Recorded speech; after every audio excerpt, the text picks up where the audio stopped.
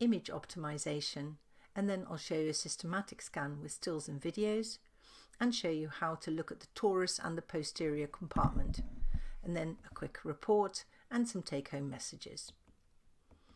Taking a history is crucial. Just by asking the patient a few simple questions, it will give you a much shorter list of differential diagnoses compared to asking nothing. And you can then hunt for specific pathology, really go looking for specific features that would make you think it's diagnosis A rather than B. You of course need a room with a door that locks and a private changing area for the patient, and a bed with lithotomy poles if possible. But otherwise, if you don't have the poles, have the patient at the edge of a bed that breaks so the patient's bottom overhangs the edge a little bit, with a chair for her feet. Have a cover for the front of the patient so she feels more private. Have an ultrasound machine with transabdominal and transvaginal probes in 3D if possible. Probe covers and cleaning and disinfectant materials. You start the examination transabdominally if the uterus is enlarged on examination, or if a transvaginal scan is inappropriate, like a child, or if there is no consent, or if the patient has known fibroids, so you can do a detailed survey with a comfortably full bladder. But everyone else with consent, you would start transvaginally, so most gynae scans are transvaginal only. And you start the examination with the patient having emptied her bladder and no bowel prep. You can, if necessary, do the transabdominal scan after the TV scan, for instance, in case of ovarian malignancy, to assess potential masses and metastases better transabdominally. Probe orientation is really important to being able to interpret what you're looking at. So if we start transabdominally, it's easier to understand. If you look at the probe in the transverse plane, you hold the probe so the marker on the probe is on your left, so you can see a strip that goes across the top of the probe from left to right. So you want to hold it with the strip in this orientation and the marker on the left, on your left. And then you set up the machine so that the marker is on the top left of the machine, which is the patient's right, of course. Then in this orientation, transversely, you put the probe on the patient's abdomen, and the fan of sound that comes out of this grey strip is displayed that way, so that everything from this side goes to this side, everything from here goes to there. If we're now looking at the longitudinal plane, you would rotate the probe 90 degrees clockwise, so that now you've got the patient's head here and her feet here.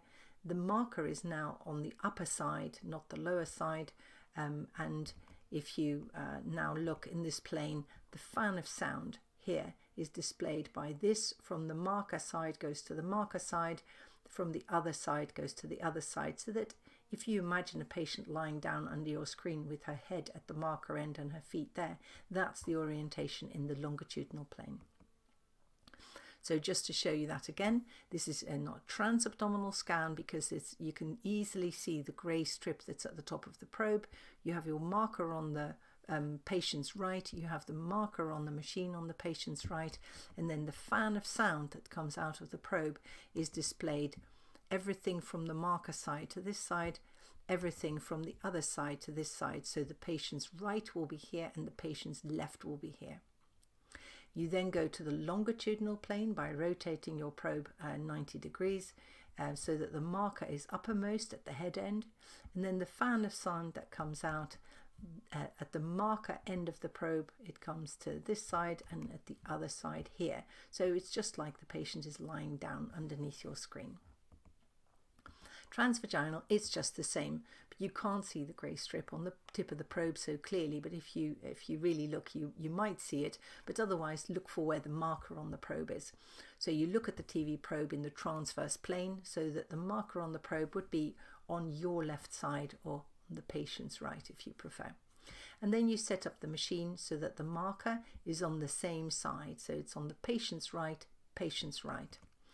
and then you insert the probe into the vagina, and the fan of sound is displayed on the screen in the transverse plane. So this would be the patient's right, this would be her left.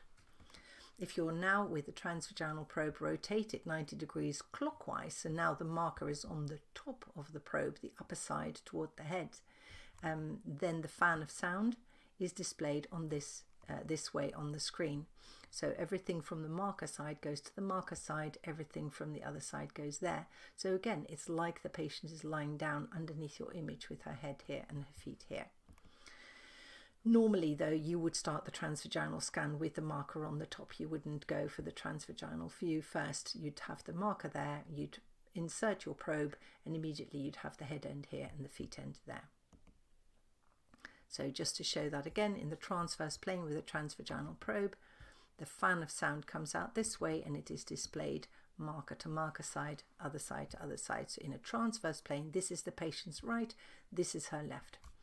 And in the transvaginal, the sound is coming out like this, and it will be displayed marker side to marker side, other side to other side. So she's lying down.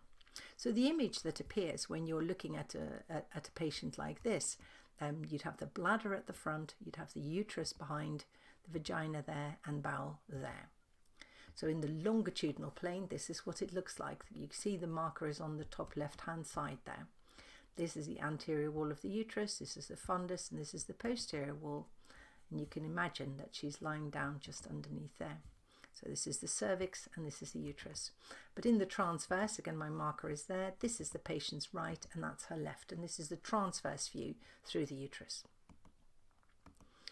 So how to have the patient lying down? She should be lying down flat and preferably not on a wedge, because patients on a wedge, bottom under the wedge, tips the pelvic organs toward the patient's head and makes the ovaries much harder to find. Better to have the bottom at the edge of the bed, overhanging the end slightly, and then with the patient's legs on stirrups. If she has stirrups, then you sit between the legs facing the patient. That's the lithotomy position on a low stool on wheels.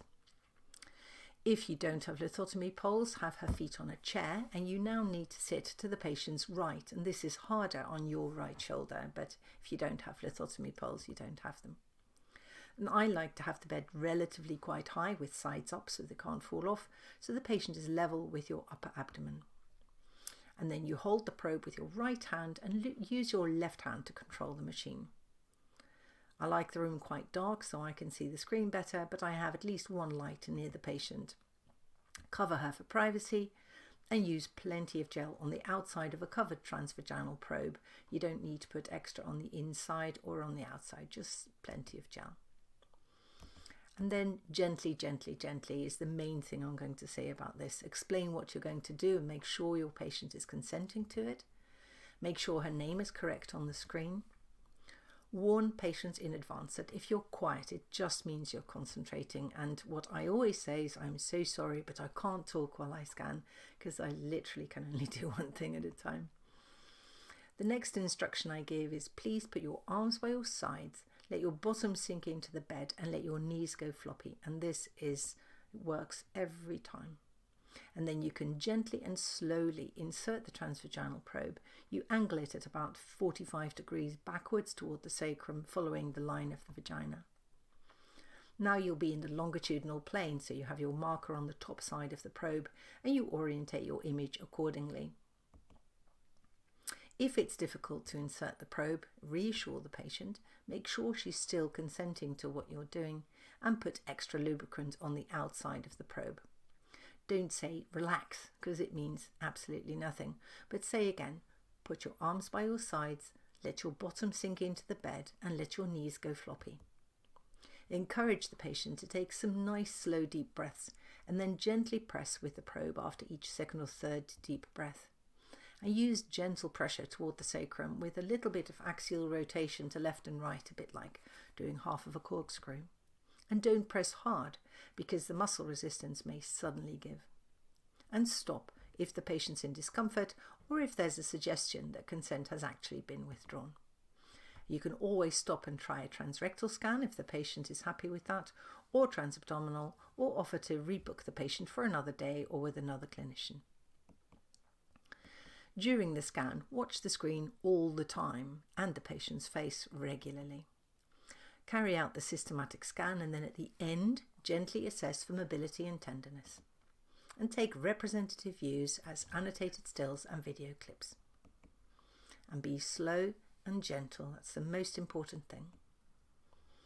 Image optimization I'm not going to talk about, we'll do that in a different video, just to be aware that these are all things that you may need to change. And then the scan is systematic. It's the same every time. You start by looking at the introitus, then at the bladder, uterus and cervix, endometrium, the ovaries, and the pouch of Douglas, free fluid and sliding sign. And these are absolutely essential every single scan. Mobility and tenderness too. So during a systematic scan, from the perineum you gently insert the probe into the introitus and then gently advance the probe to the top of the vagina, angling the tip toward the sacrum, and you follow the urethra. If you can find nothing else, the urethra will be right in front of your probe. Follow that to the bladder, and then you look at the bladder in longitudinal and transverse planes. Identify the uterus and cervix. They're both behind the bladder, so they're toward the right side of the screen. Then look at the uterus, do a slow sweep from one cornu to the other in the longitudinal plane, looking at the myometrium, and then repeat that to look at the endometrium.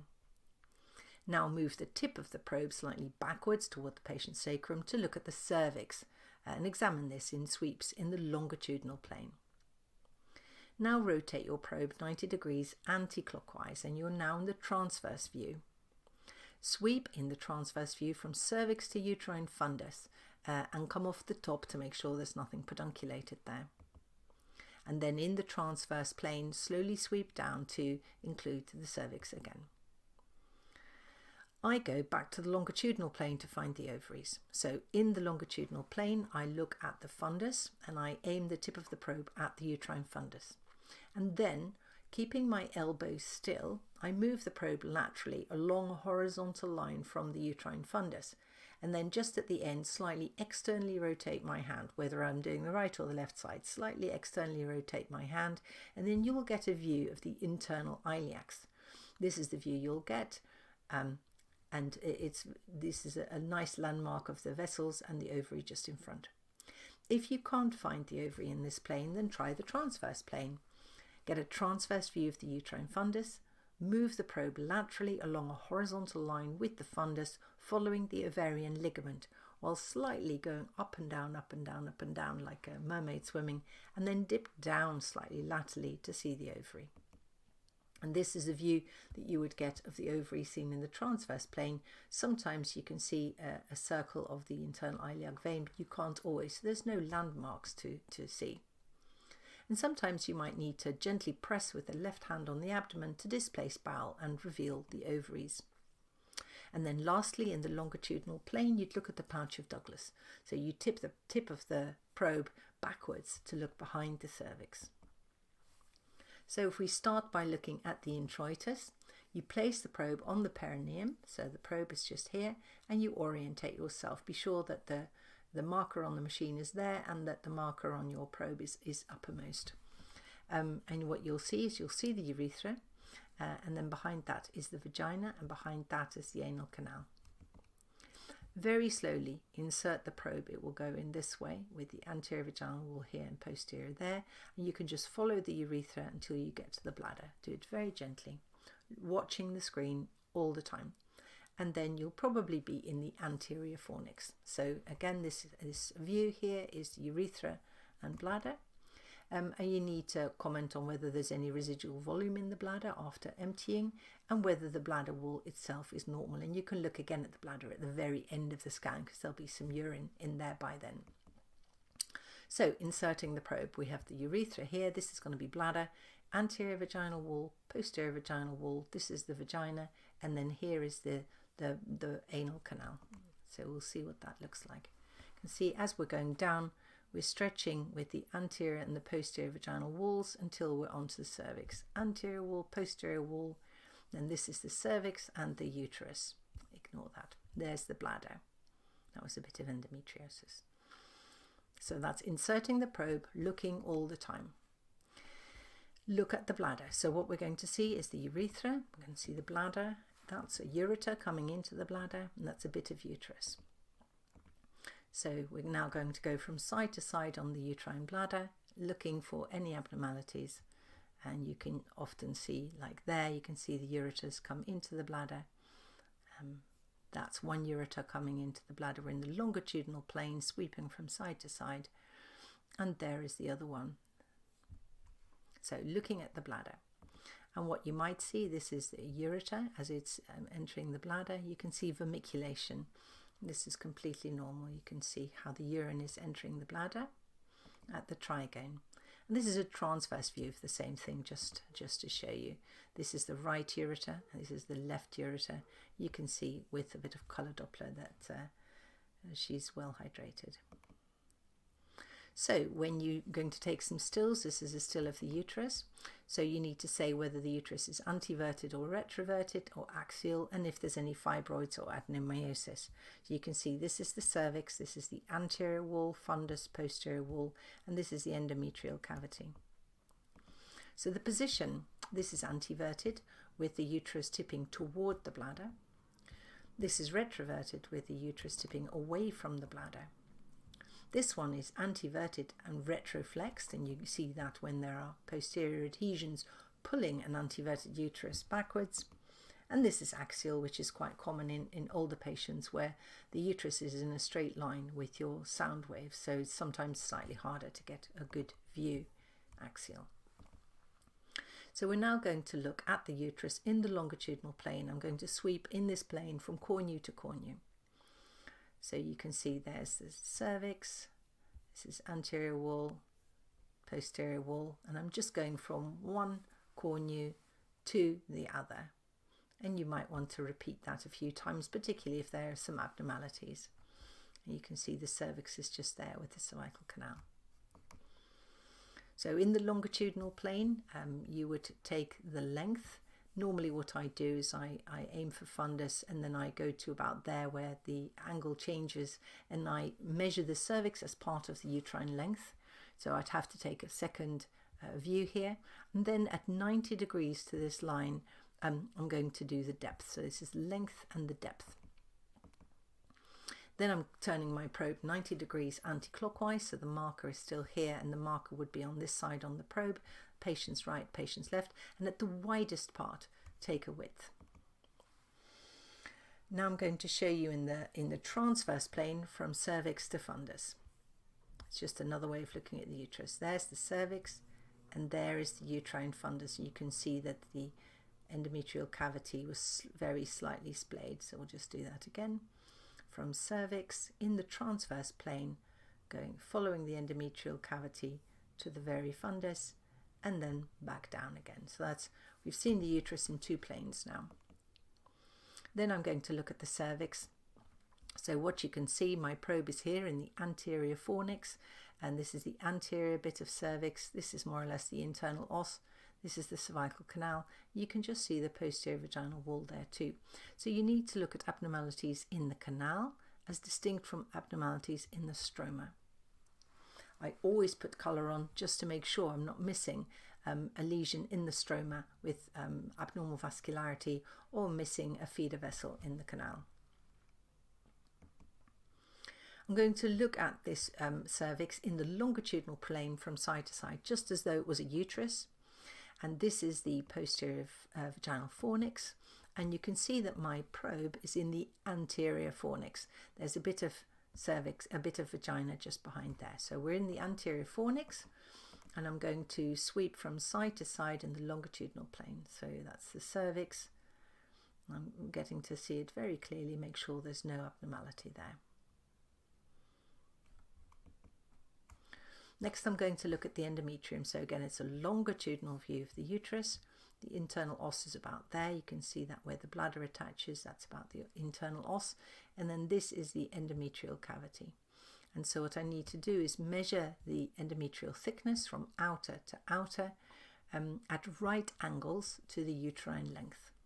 And then make a judgment. Is it in the follicular or the luteal phase? And is it regular? Is it normal? So in the longitudinal plane, I'm going to sweep from side to side, from cornu to cornu. So you can see there's the ovary peeping in, and you can follow this endometrium very clearly as I'm going from one cornu to another. Just do that again, just looking at the endometrium, only looking at that. And then the other cornu, and then back to the center again. So now I've really seen the entire endometrial cavity clearly. Next, I'm going to look for the ovaries, and I like to do this in the longitudinal view. So what I'm going to do with the tip of my probe is look for the uterine fundus, Then keep my elbow still and move my forearm laterally to the internal iliac vessels along a straight line. So you can see I came off the uterine fundus, and there is the ovary with the internal iliac vein and the artery. So we'll just do that again. Longitudinal uterus, move laterally at the level of the fundus until you reach the pelvic side wall. Externally rotate your hand a little bit, and then no matter if you're in the right or the left side, you get the vessels in that orientation. You can see it's just there. And this is a really good way of finding the ovary. So you've got the internal iliac vein and the artery just there, and you've got the ovary just in front of it. If you can't find the ovary in the longitudinal plane, look in the transverse plane. So again, you need to aim for uterine fundus, and then this time draw a horizontal line with the fundus and follow the ovarian ligament. In this video, I'm going to start longitudinal, then I'm going to go to transverse and move up to the ovarian ligament. So that's my longitudinal. I'm going to go transverse, up to fundus, and there is the ovarian ligament. And you can follow that out by dipping your hand up and down a little bit if you lose it, and there is the ovary. So we'll just do that again in a minute. Longitudinal view of the uterus, aim for fundus, go transverse, interstitial portion of fallopian tube, ovarian ligament. There it is again, ovarian ligament, and there is the ovary on the end of it. Harder to do in some people. You don't have the same landmarks to prove that you looked in the right place. And it's the ovarian ligament, it's not the fallopian tube. And you can follow it by dipping down your whole hand slightly as you go laterally. So that's the view you'd get. You might get to see the internal iliac vein, or you might not. It's just a harder view to get, and if you don't see the ovary in here, you can't prove that you looked in the right place. Whereas at least if you've got the longitudinal view with the vessels, you can say, I looked in the right place. But essentially, it's really valuable to learn both ways and just practice it on patients in whom there's not a lot wrong, and before you know it, you'll be able to do it. When you find the ovary, you rotate on the ovary to get the longest length. So I found it and I'm going to rotate my hand till I find the longest length. That'll be the length, that'll be the depth, and then I need to rotate my hand 90 degrees, and that's the width. You then need to comment on where the ovary is. Is it in the ovarian fossa where you'd expect it, or is it in fact glued to the back of the uterus? Is it normal in size?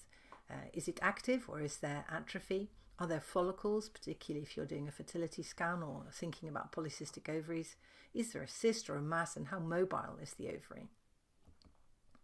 In this case, those little follicles, so you need to take at least one measurement of it, and then put some Doppler on, looking in this case for peripheral vascularity, looking to see, is it a corpus luteum? Then you need to go in the transverse plane. So here is the ovary, and this is the edge of uterus. You need to look in between the ovary and the uterus, make sure there's not an ectopic pregnancy or other pathology hiding there. They're also going to judge mobility and anything else in that view. Do the same for the right ovary.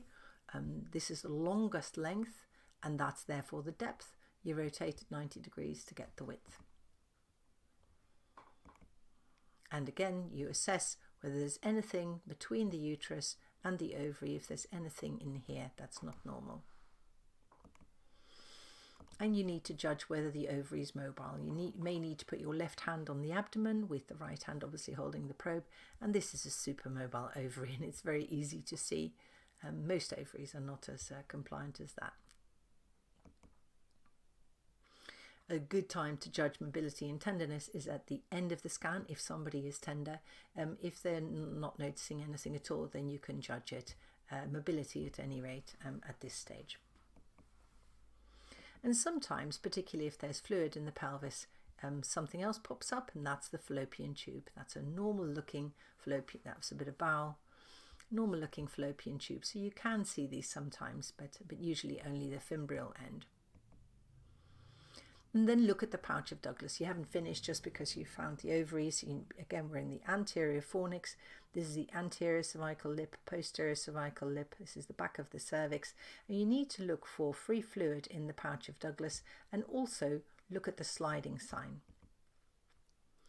Now, how to do the sliding sign, it matters where your probe is. So in this example, in an anteverted uterus, this is the anterior fornix, and this is the view you get. You can see the cervix, and so you can also see the sliding sign, which just means the mobility between bowel and cervix. If in an anteverted uterus you put your probe in the posterior fornix, then you can't see the cervix because it's been pushed out of the way. You can see it just there. There's the posterior cervix, so the attachment would be about there. But it's a great way for looking for bowel nodules and adhesions, especially endometriosis. In a retroverted uterus, with the uterus tipping toward the feet, if you have your probe in the anterior fornix, you can see the cervix clearly. If you put your probe in the posterior fornix, you can't see the cervix, it's been pushed away, but you can judge the sliding sign here at the back of the cervix very nicely, and of course see bowel nodules and adhesions. So we'll do some examples. This is an anteverted uterus with the probe in the anterior fornix, and this is a lovely sliding sign. So you can see here, this is all bowel, and it moves beautifully against the back of the uterus there, back of the cervix. You can see almost bowels going one way, uterus in the other. You don't want the whole thing to move together. That's not a sliding sign. These have to be moving against one another. In a retroverted uterus, we're in the posterior fornix now. You can see a little bit of fluid in the pouch of Douglas. And here you can see that by pressing now, I can see beautiful mobility. There's no adhesions there. Looking at the torus, it's really important. If you look at a longitudinal view of the uterus, you'll probably be in the anterior fornix. You look to see where the bladder attaches to the uterus. Then you draw a line backwards, which includes the internal cervical os and then the torus on the posterior uterine wall. You then rotate your probe 90 degrees anti-clockwise and be sure still to be at the top of the cervix where the endocervical canal is narrow and circular, not linear as the endometrial cavity is. This is the torus, so this is where the uterosacral ligaments attach to the back of the cervix, and this is usually the center of deep endometriosis. So you can look for nodules of endometriosis. And if you move your probe in the transverse plane slightly toward the right, you'll see the right uterosacral ligament, and on the left you'll see the left uterosacral ligament, and I'll show you a video in the next slide. Then you move your probe into the posterior fornix, and the uterosacral ligaments are now stretched over the probe, and you will also be able to identify bowel deep endometriosis more easily. So I'll show you. This is a longitudinal view of the uterus. So this is the external os, this is the cervical canal, this is the endometrial cavity, and that's the anterior uterine wall. Fundus is up there somewhere, and posterior wall, and the back of cervix. And the posterior vaginal fornix is just there. We're going to look to see where the bladder, this white line here, where it attaches to the uterus. In a straight line back, you've got the internal cervical os. In a straight line back, that's the torus. And so this is the area that we want to look at. And I'm going to start in the longitudinal plane, and then I'm going to rotate my probe to the transverse plane, so 90 degrees anti-clockwise. So longitudinal plane, slightly side to side, rotate the probe anti-clockwise. This is now the torus, and this is the right uterosacral ligament, and this is the left. So quite hard to see because they're so nice and normal. It's hard to see them when they're nice and normal. So transverse, that's the torus, and then these are the uterosacral ligaments, very thin, fine white lines, and if everything's moving, gliding nicely, then they're normal. And at laparoscopy, when we do a laparoscopy, the patient would be in this orientation. We look into the abdomen this way with the patient's right on the right side of the screen. So we're looking here at the back of the uterus.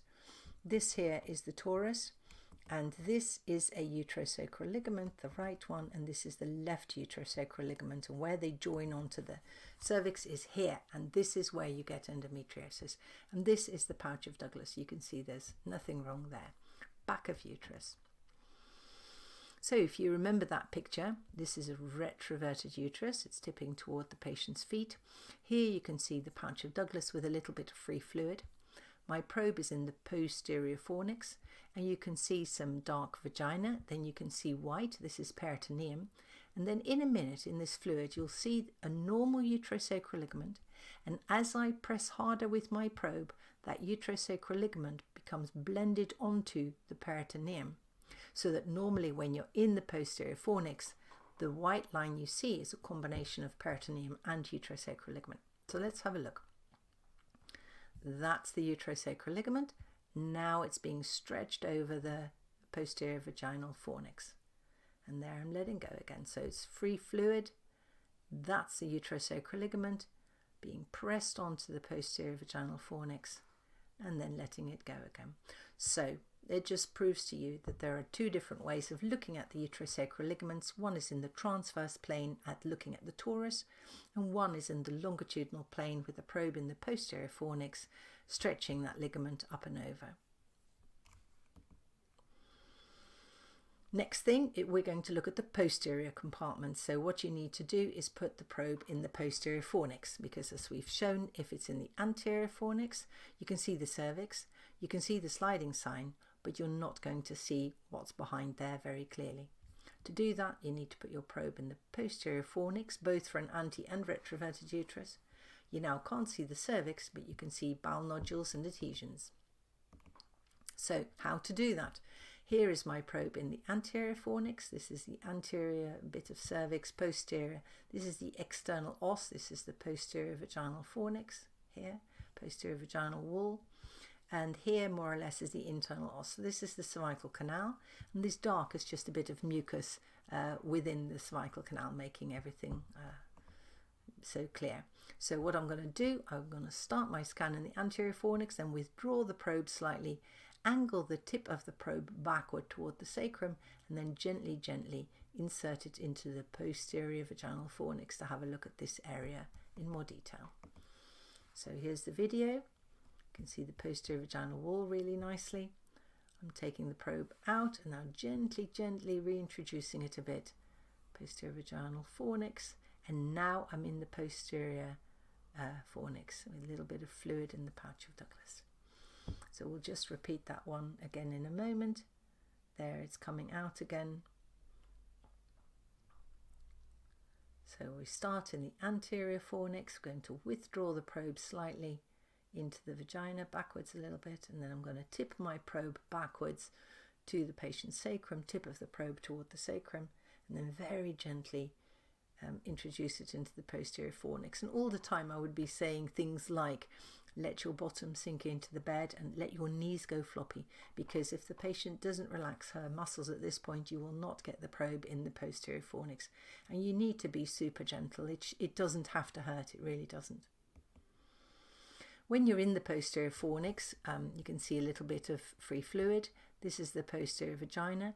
This is the peritoneum with the stretched uterosacral ligaments, a little bit of free fluid, and then bowel. And the bowel has got lots of different layers, and you can recognize those readily. So the first one, very echogenic, is serosa. The next one is dark white dark. Now this is a longitudinal muscle layer, this is the circular muscle layer with a bit of connective tissue in between. This is the muscularis layer, and it's crucial to understand this for the understanding of endometriosis.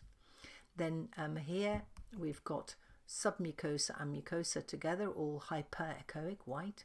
We've got the same on the other side with the lumen just in between. Then we've got muscularis again, and then we've got serosa. And so the lumen of the bowel is here in this direction going toward the anal canal. So this is what normal bowel looks like in the posterior fornix with your probe in the posterior fornix there, in the pouch of Douglas.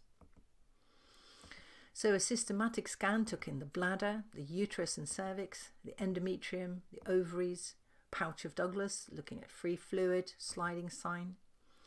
For more advanced, you'd look at the torus and the posterior compartment, and then judging mobility and tenderness at the end of the scan. Then in your report, you would say what history you took, how the examination went, what you saw, and what you think is going on. Give an impression, and then explain the findings to the patient and include a little